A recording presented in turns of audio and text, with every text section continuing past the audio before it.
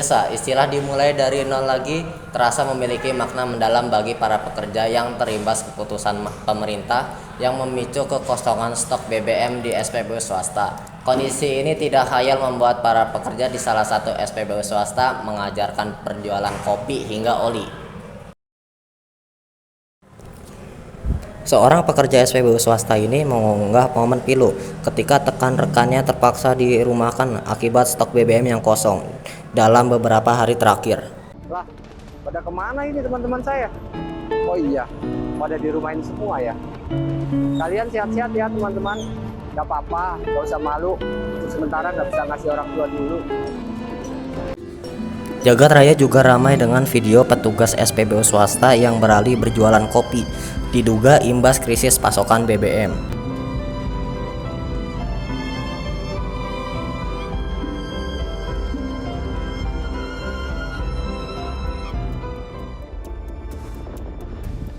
Terima kasih ya. Ya. Semangat ya, Mas. Bang, kalau bensin habis ngapa nggak ditutup aja bang lu tutup aja tuh mulut-mulut pejabat yang korup, bacot doang. Nih lu mau lihat dagangan gue di sel nih tuh, ya Allah, temen gue udah kayak orang pindahan gitu, bawa tas gede bener. Lu kalau ada yang mau tinggal DM gue aja bro, gampang. Selain itu kita juga bengkelnya masih buka tuh, lu kalau mau ganti oli bisa di situ.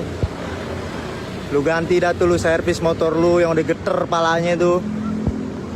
Servisan di kita tuh bukan kaleng-kaleng. Kemarin ada yang servis saya motor Mio, diservis sama orang saya langsung jadi PCX.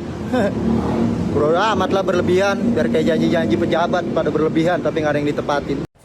Salah satu pihak SPBU swasta menyatakan harus menyesuaikan jam operasional dan petugas yang melayani pelanggan ketika ditanya terkait sejumlah pekerja yang dirumahkan.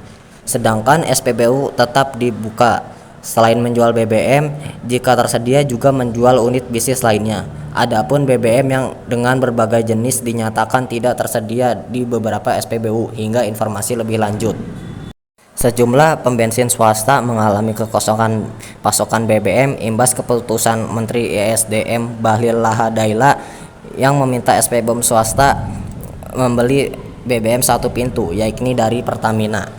Pertamina sendiri sempat menuai kontroversi hingga sebagian beralih ke SPBU swasta usai Kejaksaan Agung membongkar kasus korupsi tata kelola minyak yang salah satunya terkait dengan praktik pengoplosan BBM RON 88 dengan. Tetap semangat teman-teman. Kita sama-sama berdoa ya. Mudah-mudahan kita cepat jualan bensin lagi. Tetap positif. Nanti kita mulai dari nol lagi. Oke? Semangat! Sampai jumpa di lain hari untuk kita bertemu. Pemirsa, pemerintah dan swasta telah mengambil kesepakatan bahwa pihak SPBU swasta membeli BBM dari Pertamina sebagai solusi mengatasi minimnya stok BBM. Apakah keputusan yang diambil bisa mengatasi kebutuhan hak konsumen di pertengahan permasalahan langkanya BBM?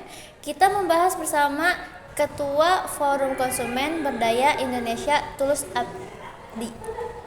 Tulus, selamat sore. Ya, selamat sore Mbak Johanna. Pak Tulus, tadi kan update terkini kita dengarkan bersama pernyataan Pak Bahlil bahwa sebenarnya BBM khususnya untuk swasta ini memang mengalami penurunan stoknya begitu. Karena memang batas impornya sampai tanggal 31 Desember ini sudah habis dan kemudian harus bekerja sama dengan Pertamina. Menurut Anda, ini semua keputusan atau langkah yang cukup efektif dan menguntungkan Korporasi dari SPBU swasta sendiri ya, karena ketika stoknya habis karena adanya lonjakan permintaan, sementara kuotanya sudah terlewati, ya mau tidak mau harus ada upaya dari SPBU swasta sebenarnya untuk memitigasi agar tidak terjadi kelangkaan gitu kan. Tapi kemudian kan memang potensinya akan terjadi kelangkaan sampai akhir tahun ini. Nah sebenarnya kan lonjakan itu mestinya sudah bisa diantisipasi ketika terjadi fenomena lonjakan, tapi nampaknya korporasi swasta ini mengalami keterlambatan. Nah, kalau kemudian harus melewati satu pintu, kalau kita kaji secara normatif, sebenarnya memang itu adalah penugasan ya, karena di dalam Undang-Undang Migas dan peraturan-peraturan yang lain, Perpres dan segala macam, memang segala impor dari BBM itu khususnya yang bersubsidi itu harus melewati badan usaha milik negara yaitu BUMN, dalam ini adalah Pertamina. Memang akan kemudian diklaim sebagai monopoli, tapi ini monopoli yang dilegalisasi oleh negara dan dilakukan oleh negara gitu, bukan oleh korporasi. Mungkin kalau saya lihat analisisnya bisa jadi bahwa mekanisme satu pintu itu juga tidak membuat happy dari Pertamina, karena kan kemudian Pertamina harus mengalokasikan sejumlah uang untuk penambahan impor yang harus dialokasikan ke swasta. Nah, ini juga bisa memberatkan secara finansial dari Pertamina itu sendiri.